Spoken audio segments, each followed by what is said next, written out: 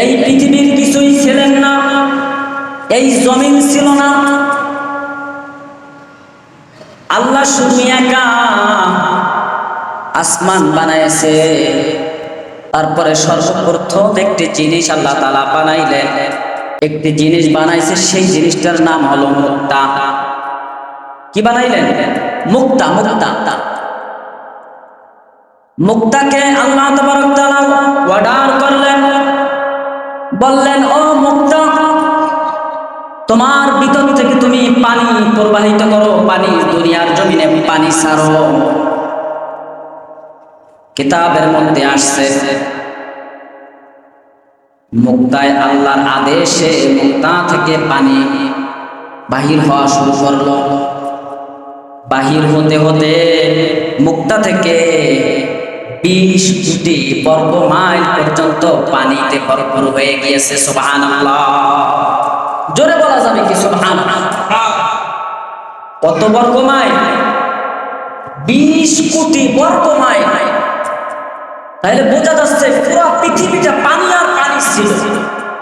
আমরা কিন্তু শুনছি যে এই পৃথিবীটা এক সময় পানি আর পানি ছিল। এই পানি আসলো কোথা থেকে? এই মুক্তা থেকে আল্লাহ তাআলা পানি বাহির করলেন। মুক্তা হলো ছোট, এই ছোটা থেকে, ছোট একটা মুক্তা থেকে আল্লাহ তাআলা 20 কোটি বর্গ মাইল পর্যন্ত পানি বাহির করলেন। এই কথাটা বোঝানোর জন্য সংক্ষিপ্ত আরেকটা ঘটনা বললেই বুঝবেন সংক্ষিপ্তভাবে এই ঘটনাটা। আল্লাহ রাসূল সাল্লাল্লাহু আলাইহি ওয়াসাল্লাম একদিন সাহাবায়ে কেরামদেরকে নিয়ে যুদ্ধের ময়দানে যাচ্ছেন। যুদ্ধের ময়দানে যাইতে এক সময় সবার পানি ফুরায় গিয়েছে, কারো পাত্রের মধ্যে পানি নাই। আল্লাহ রাসূল সাল্লাল্লাহু আলাইহি ওয়াসাল্লামকে সাহাবায়ে কেরাম বলতেছেন, ইয়া আল্লাহর রাসূল, আমাদের কারো পাত্রের মধ্যে পানি নাই, আমরা কিভাবে পান করব? আমাদের সকলের তো পানির তৃষ্ণা লেগে গিয়েছে, আমরা কিভাবে গোসল করব, কিভাবে পানি পান করব, খাবো? কোনো পানির ব্যবস্থা নাই। আল্লাহ রাসূল বলেন, তোমাদের যার কাছে মশক আছে, পানির কলসি আছে, যার যে আছে, পানির কলসির মধ্যে, মশকের মধ্যে যদি 1 ফোঁটা করিয়াও যদি পানি থাকে, তাহলে সবার ওই 1 ফোঁটা করে পানি একটা কলসির মধ্যে তোমরা ঢালো। সবাই তাই করলেন। ঢালার পরে আমার নবী, বিশ্ব নবী, সেই কলসির মধ্যে আঙ্গুল ডুবাইয়া দিলেন। ডুবাইয়া দেওয়ার সঙ্গে সঙ্গে পুরা কলসি ভরে পানি পড়া শুরু করে দিলেন। হাদিসের মধ্যে আসছে যত সাহাবায়ে কেরামরা ছিলেন সবাই কলসি ভরপুর করেছে, আবার যার মতো পানি পান করে নিয়েছে। কিতাবের মধ্যে আসছে সবাই কলসি ভরপুর করে নিয়েছে, আবার সবাই গোসল করেছে। আল্লাহ রাসূল 3.5 হাত বডি ছিলেন, 3.5 হাত মানুষটা ছিলেন। তিনার শরীর থেকে এত পানি কোথা থেকে বাহির হলো? আল্লাহ তাআলা বলেন, এটা হলো আমার কুদরত। বান্দা, আমি আমার কুদরত দিয়া কি করি তা তোমরা দেখো। এগুলা নিয়ে তোমরা গবেষণা করো, চিন্তা ফিকির করো, তাহলে তুমি আমি আল্লাহকে তোমরা অবশ্যই পেয়ে যাবে। সুবহানাল্লাহ।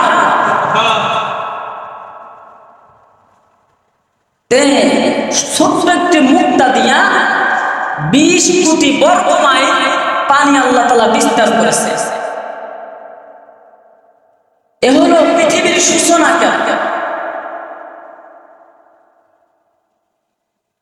পৃথিবীতে পুরো পানি দেখবেন, হাদিসের মধ্যে আসছে, যদি পুষ্করিণীতে যতটুকু পানি থাকে ওদের ভিতরে বাতাস হইলে হালকা হালকা ঢেউ খেললো না খেললে নাই। নদীতে পানি বেশি থাকার কারণে অল্প ঢেউ খেলে, কি ঠিক কিনা? যত বড় নদী, সাগর, সেই বুঝে ওইরকম ভাবে ঢেউ খেলে। তা 20 কোটি বর্গ মাইলের পৃথিবীটা যদি এরকম হতে পারে, পানির ঢেউটা কত বড় খেলতে পারে? হাদিসের মধ্যে আসছেন আল্লাহ রাসূল সাল্লাল্লাহু আলাইহি ওয়াসাল্লাম, কিতাবের মধ্যে আসছে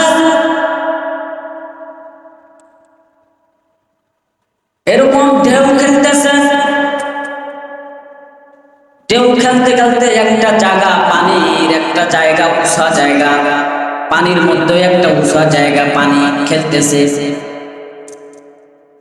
আল্লাহ তাআলা চিন্তা করলেন, এই পৃথিবীর মধ্যে আমি মানুষ বানাবো। জমিন আগে বানাতে হবে, কি বানাতে হবে কিনা, আগে মাটি বানাইতে হবে, জমিন বানাইতে হবে, তারপরে মানুষ বানাতে হবে। কিন্তু আল্লাহ তাবারক তাআলা সর্বপ্রথম যে ঘরটি বানালেন তার উৎপত্তি কোথা থেকে শুরু হলো? মূল হলো ওই যে 20 কোটি বর্গ মাইলের যে পানির মাঝখানে যে একটা উঁচা জায়গা, ওই উঁচা জায়গায় ঢেউ খেলতে খেলতে ওই আস্তে আস্তে ওটা নিচে হয়ে গেল। নিচে হয়ে সমস্ত বয়পাশের পানিগুলা ওই নিচু জায়গায় নামতে শুরু করলো। হাদিসের মধ্যে আসছে, পানি নামতে নামতে নামতে নামতে আস্তে আস্তে স্রোতের কারণে ফেনা জমা হইতে রয়েছে। ফেনা জমা হয়েছে, কিতাবের মধ্যে আসছে ফেনা জমা হইতে হইতে ওখানে একটা ইট আকারে ধারণ করেছে, একটা ইট আকারে ধারণ করেছে, একটা ইট আকারে ধারণ করিতেছে। আল্লাহ তাআলা বলেন সুম্মা তুহিয়াতুল আরদ, এবং ওই থেকে জমি বাড়তে বাড়তে পুরা পৃথিবীটা এভাবে জমি বাড়া শুরু হয়ে গেছে। সুবহানাল্লাহ। সেই একটা ইট থেকে, সেই পানি থেকে আজকে আমরা পুরো পৃথিবীটা আল্লাহ তাআলার নিয়ামত ভরপুর পেয়েছি। সেই যেখান থেকে ইট প্রথম মাটি দেখা গেল, ওখান থেকে আল্লাহ তাআলার ঘর সৃষ্টি হয়েছে। সর্বপ্রথম ওখানে আল্লাহ তাআলার ঘর স্থাপিত হয়েছে। সুবহানাল্লাহ। যেখানে ঘর মাটি থেকে সূচনা, সেখানে আল্লাহর ঘর ওই মাটি থেকে সৃষ্টি শুরু। সুবহানাল্লাহ।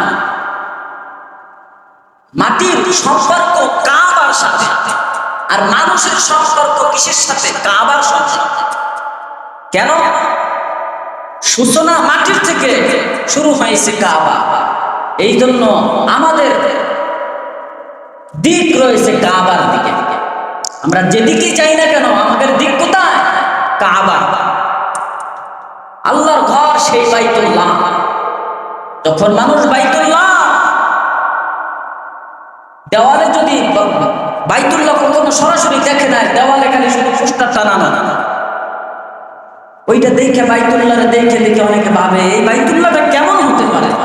হ্যাঁ, আর যখন মানুষ সফর করে যখন বাইতুল্লাহর সামনে যায়, বাইতুল্লাহকে দেখে আর চোখের পানি ফেলায় আর বলতে থাকে লাব্বাইক আল্লাহুম্মা লাব্বাইক, লাব্বাইক লা শারীকা লাকা লাব্বাইক, ইন্নাল হামদা ওয়ান নি'মাতা লাকা ওয়াল মুলকু লা শারীকা লাক। এই তাকবীরের ধ্বনিতে আকাশ বাতাস পাহাড় পর্বতে পুরা ছড়ায় যাচ্ছে। তাকবীরের ধ্বনিতে পুরো পৃথিবী মুখরিত হয়ে যাচ্ছে। এই জন্য দোস্ত বুজুর্গ, বাইতুল্লাহ আল্লাহর ঘর।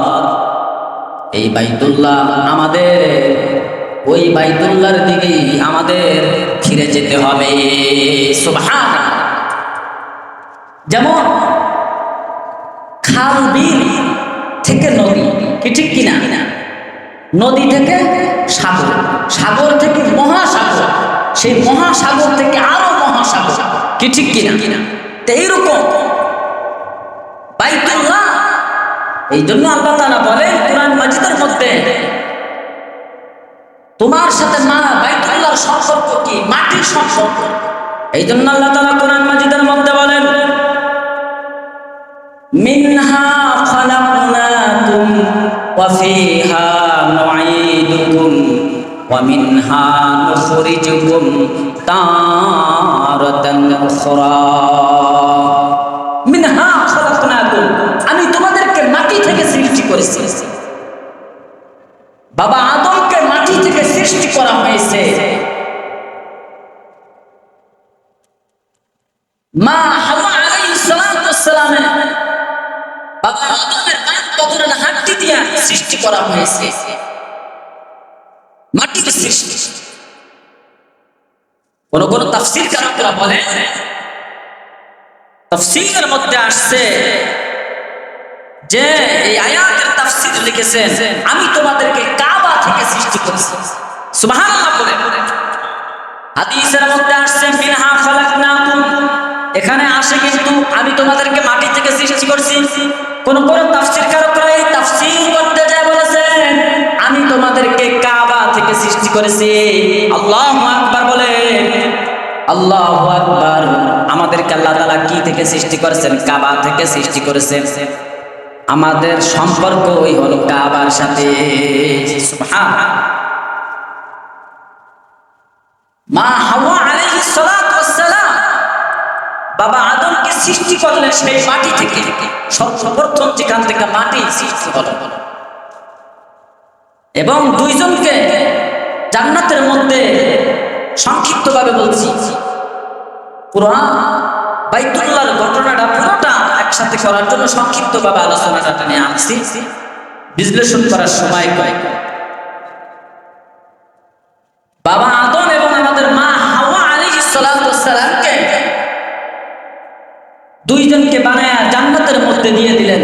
বাবা আদমকে জান্নাতের মধ্যে দিয়ে দিলেন, হাওয়া আলাইহিস সালাতু ওয়াস সালাম দুইজনে জান্নাতে ঘুরে ফিরে খায় আনন্দ ফুর্তি করে।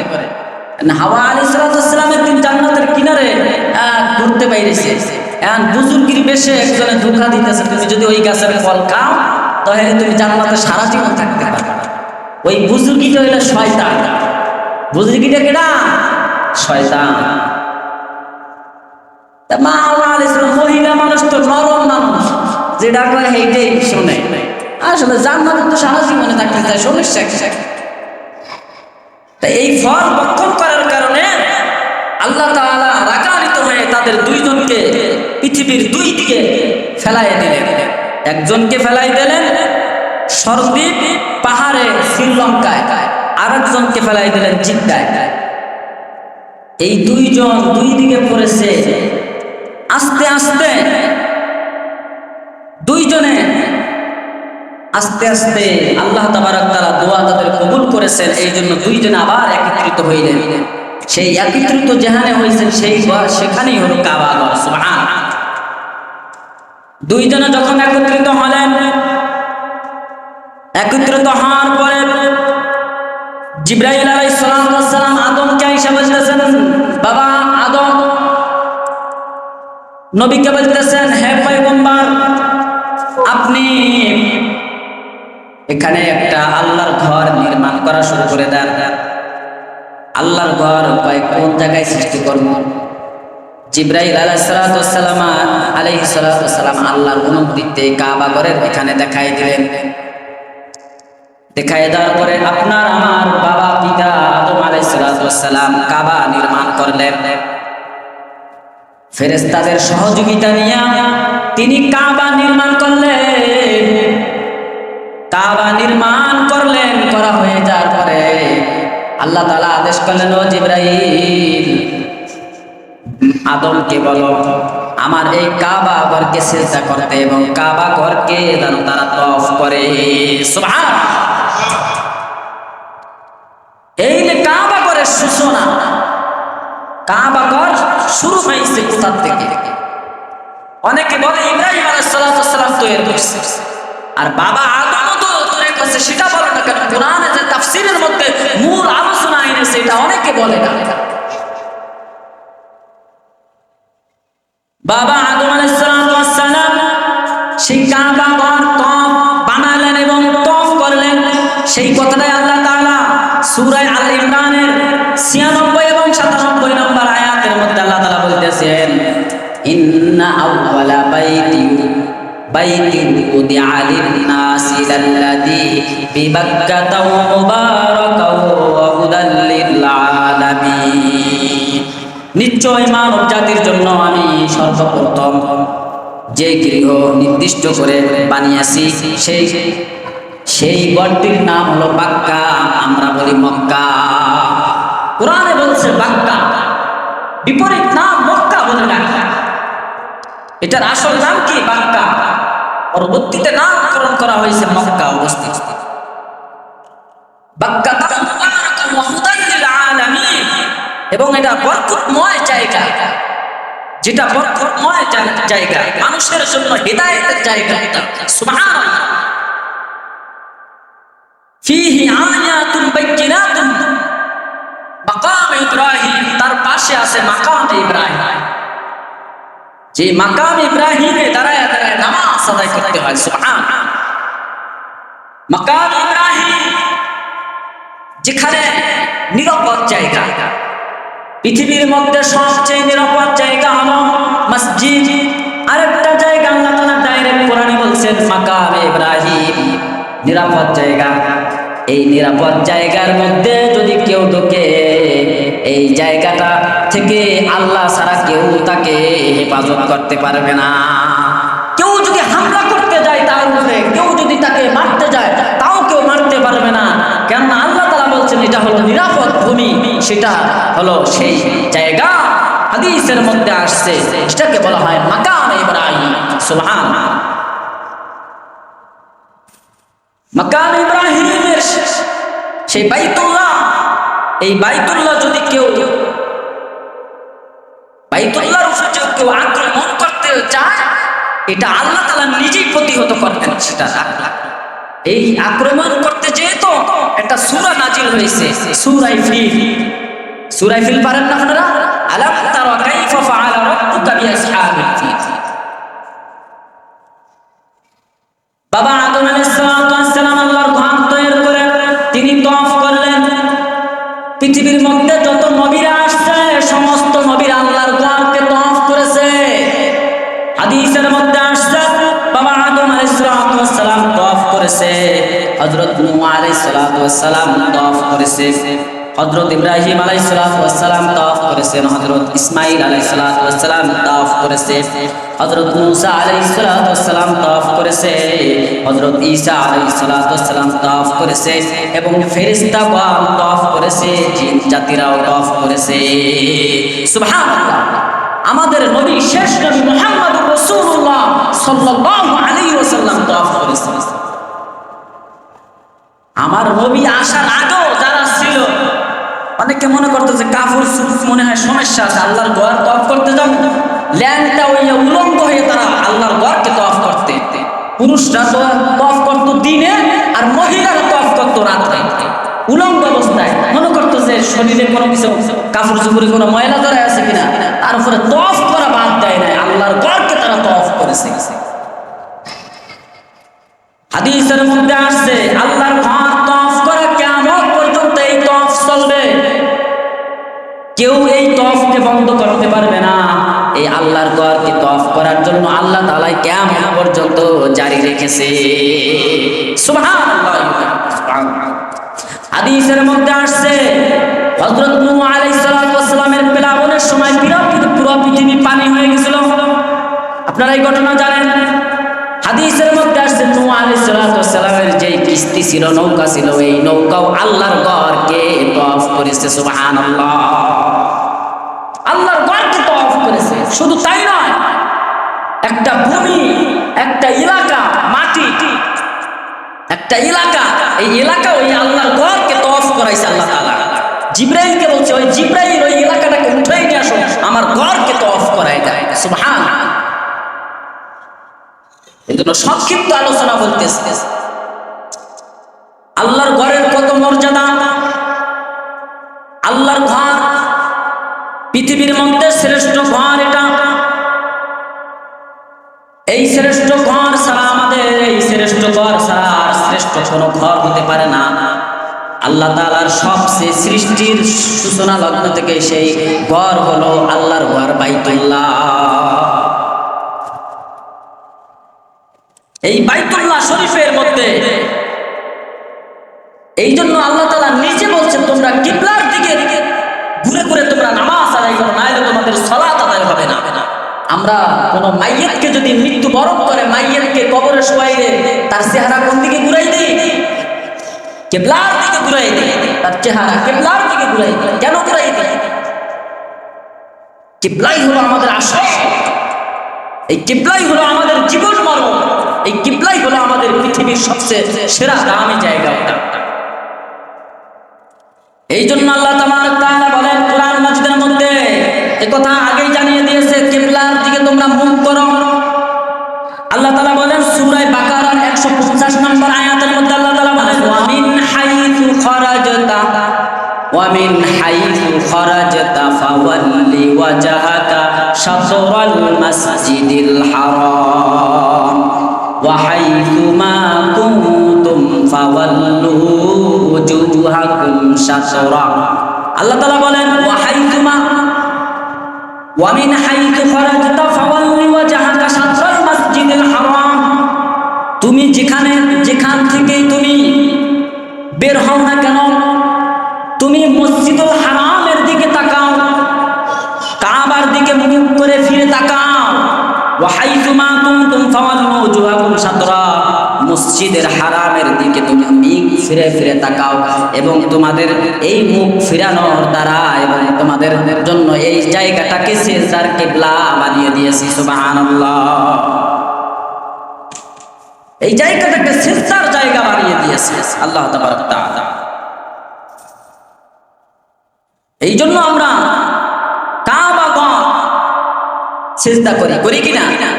আল্লাহর ঘর যেখানে যাই না কেন, নামাজ পড়ি, যেদিকে তাকাই, ভালো কাজ করলে কিবলার দিকে যাবে। কবর জিয়ারত করতে গেলে হাদিসের মধ্যে আসছে কবরের দিকে না ফিরে মোনাজাত না করে কিবলার দিকে মুখ করে মোনাজাত করো। যারা হাজী সাহেবরা হজ করতে গেছে, রাসূলের রওজার কাছে গেছে, জিগাই দেখে রাসূলের রওজার দিকে ফিরে মোনাজাত করতে দেয় না। ওখানের সমস্ত পুলিশ প্রশাসনরা বলে না, রওজার দিকে রওজা কিছু দিতে পারে না, আল্লাহর দিকে ঘুরে তাকা। সুবহানাল্লাহ, সুবহানাল্লাহ। কাবার দিকে তোমরা ঘুরে দাঁড়াও। কাবার এত মর্যাদা, কাবার এত মর্যাদা। আমাদের থেকে 1000 ফুট উচ্চতা কিন্তু মক্কা মদিনা। কাবা তো উঁচায়, আমরা তো নিচে সিজদা করি, তাহলে কাবারে সিজদা করা হয়? অনেকে বলতেই পারি না কাবারে সিজদা করা হয়। আবার যেমন আমেরিকা তারা তো অনেক নিচে, তারা সিজদা করে কোথায়? হাদিসের মধ্যে আগে জানতে হবে যে কাবাকে আমরা সিজদা করি, এই কাবা কতটুকু, এই কাবা কতটুকু? আমরা জমিনে যতটুকু দেখি এতটুকুই না। হাদিসের মধ্যে আসছে 7 তবক ফেরেশতারা যখন এই কাবাকে নির্মাণ করেছে, 7 তবক জমিন থেকে কাবা নির্মাণ করে উঠানো হয়েছে। সুবহানাল্লাহ পড়ি, জোরে বলুন। 7 তবক জমিনের নিচ থেকে শুরু হয়েছে কাবার স্থাপিত, আর এবং উচ্চতা হলো একবারে 7ম আসমানে বাইতুল মামুর পর্যন্ত। সুবহানাল্লাহ। আমরা দেখি কাবাঘরের উপরে খালি, আরে মেয়ে খালি না, এর সাথে আরেক কাবার কালেকশন। প্রথম আসমানে এরকম আরেকটা কাবা আছে, দ্বিতীয় আসমানে এরকম আরেকটা কাবা আছে ওই বরাবর, তৃতীয় আসমানে এরকম আরেকটি কাবা আছে, চতুর্থ আসমানে এরকম একটি কাবা আছে, পঞ্চম আসমানে এরকম একটি কাবা আছে, এবং ষষ্ঠ আসমানে, সপ্তম আসমানে এরকম একটি করে কাবা আছে, যেটা বাইতুল মামুর। সেইটা প্রতিদিন ফেরেশতারা সেই কাবাকে তওয়াফ করতে থাকে। সুবহানাল্লাহ। প্রতিদিন তারা তওয়াফ করতে থাকে। আমরা মনে করি যে মক্কা মদিনায় যতটুকু যাই দেখি ওইটুক না, একবারে 7 তবক জমিনের নিচ থেকে কাবা স্থাপিত করা হয়েছে, একবারে 7 আসমান পর্যন্ত এই কাবার সম্পর্ক। সুবহানাল্লাহ। এই জন্য এই কাবা কি সিজদা আমাদের করতে হবে। ওয়াহাইসু মা কুনতুম ফাওয়াল্লু ওজুহাকুম শাতরা, তোমরা যেখানেই থাকো না কেন কিবলার দিকে ঠিক করে মুখ করে দাঁড়াও। আল্লাহ তাআলা কোরআন মাজিদের মধ্যে ঘোষণা দিয়ে জানিয়ে দিচ্ছে। এই জন্য কাবা আমরা মনে করতে পারি কাবা একটা কি স্থাপিত, এটা তো গায়রুল্লাহর আবার ই করা হলো কিনা, না, এটা আল্লাহর পক্ষ থেকে নাজিল হওয়া কৃত। আল্লাহ তাআলা ডাইরেক্ট এই জন্য কোরআনের মধ্যেই ইন্না আউওয়ালা বাইতি উদিয়া লিন-নাস লাল্লাযী বিবাক্কাতা মুবারাকান ওয়া হুদাল লিল আলামিন, ডাইরেক্ট কোরআনে ঘোষণা দিয়ে দিয়েছে, এটা কোনো গায়রুল্লাহ হতে পারে না। অনেকের প্রশ্ন জাগতে পারে গায়রুল্লাহরে তোমরা সিজদা করো কি না? গায়রুল্লাহরে আমরা সিজদা করি না, আমরা সিজদা করি আল্লাহর অনুমোদিত সেই কাবা ঘরকে সিজদা করতে। সুবহানাল্লাহ। যে যত কাবাকে সিজদা করবে তার তত কাবার সাথে সম্পর্ক হবে। হাদিসের মধ্যে আসছে কাবার উপরে প্রতিদিন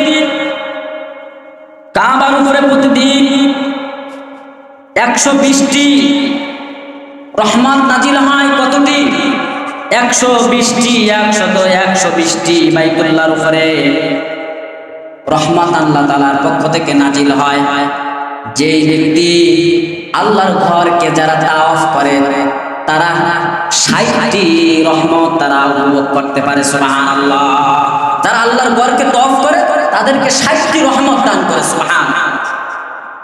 আর যারা বাইতুল্লাহকে সামনে রেখে যারা নামাজ আদায় করে সরাসরি তারা 40টি রহমত তাদের আমল নামায় লেখা হবে। আল্লাহ তাআলা 40টি রহমত তাদেরকে দান করে। আর যেই ব্যক্তি শুধু বাইতুল্লাহকে তাকিয়ে তাকিয়ে দেখবে আল্লাহ তাআলা তার উপরে 20টি রহমত নাজিল করে। সুবহানাল্লাহ।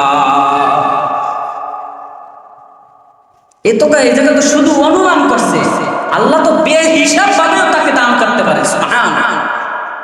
এই জন্য এই বাইতুল্লাহর বরকত, এই বাইতুল্লাহ নির্মাণ করেছে কারা কারা? সর্বপ্রথম নির্মাণ করেছে আমাদের বাবা হযরত আদম আলাইহিস সালাতু ওয়াস সালাম এই বাইতুল্লাহকে নির্মাণ করেছে। সুবহানাল্লাহ। তারপরে হযরত শীশ আলাইহিস সালাতু ওয়াস সালাম এই বাইতুল্লাহকে নির্মাণ করেছে। সুবহানাল্লাহ। তারপরে হযরত ইব্রাহিম আলাইহিস সালাতু ওয়াস সালাম বাইতুল্লাহকে নির্মাণ করেছে। হযরত কবিলায়ে জুরহা ইনি বাইতুল্লাহকে নির্মাণ করেছে। কিতাবের মধ্যে আসছে কোয়েশ, তারপরে কোয়েশ এই বাইতুল্লাহকে নির্মাণ করেছে। ইবনে জুবায়ের সর্বশেষ হলো হাজ্জাজ বিন ইউসুফ। এই পরিপূর্ণভাবে যে বাইতুল্লাহকে আমরা দেখতেছি এই বাইতুল্লাহকে নির্মাণ করেছে। এরকম বাইতুল্লাহ ধারাবাহিকভাবে নির্মাণ হইতে আছে। এখন বর্তমানে যেভাবে আছে এরকম ভাবেই থাকবে। সুবহানাল্লাহ।